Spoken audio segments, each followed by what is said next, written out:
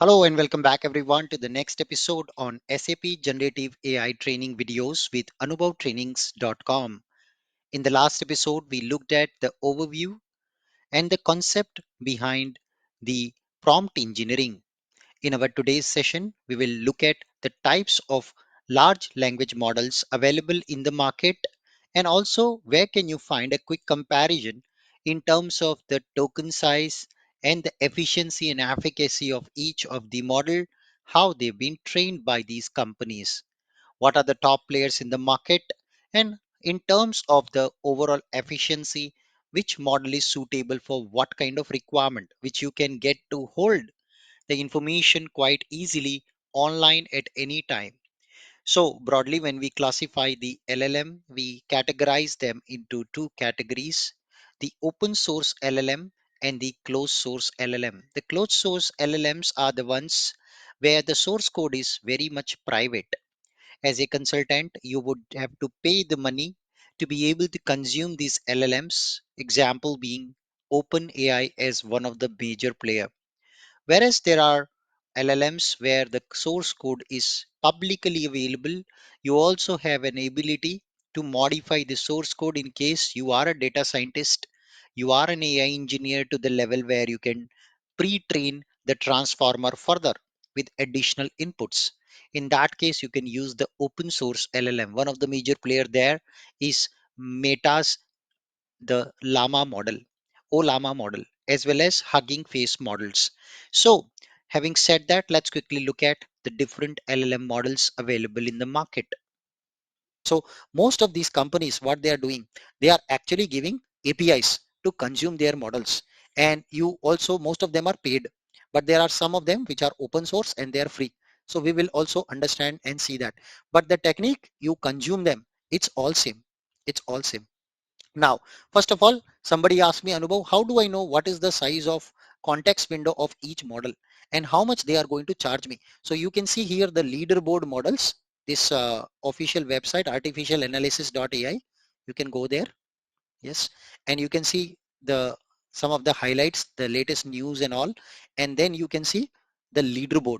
You see leaderboard, and you see these models. This is where we are, and you can see all of these models. You can see GPT-5. Yes.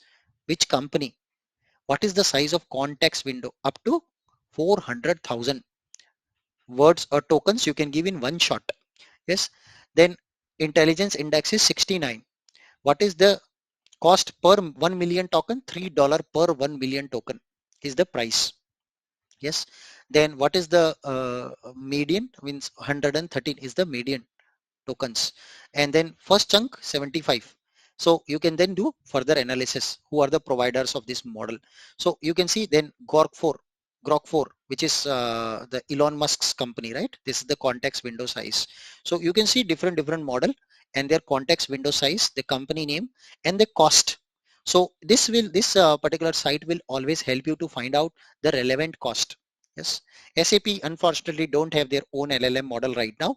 So if you go to SAP BTP, in the future we will go there, you will find actually different models which they are offering as part of their SDK.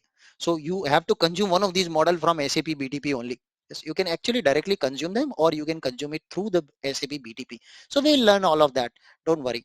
So this is exactly how where you can go and check what is the pricing structure, because at times you would want to know if you are using a certain model whether it will fit your requirement, what is your use case, what is the size of context window. Look at this Gemini Pro, 1 million. Yeah, you can sort it also here. 10 million. Wow. Meta llama 4 scout, 10 million is the size of the context window. 10 million token in one shot, input plus output. Yes, so you can always see that based on token window, based on model type, based on their accuracy, based on their artificial intelligence index. Yeah, so OpenAI is leading the race. You can see it's the AI index is very good. Why? Because OpenAI as a company, they have also done one more thing on top of the model development. They have also uh, make lot of software engineers sit and taken away the toxicity of the output response, right?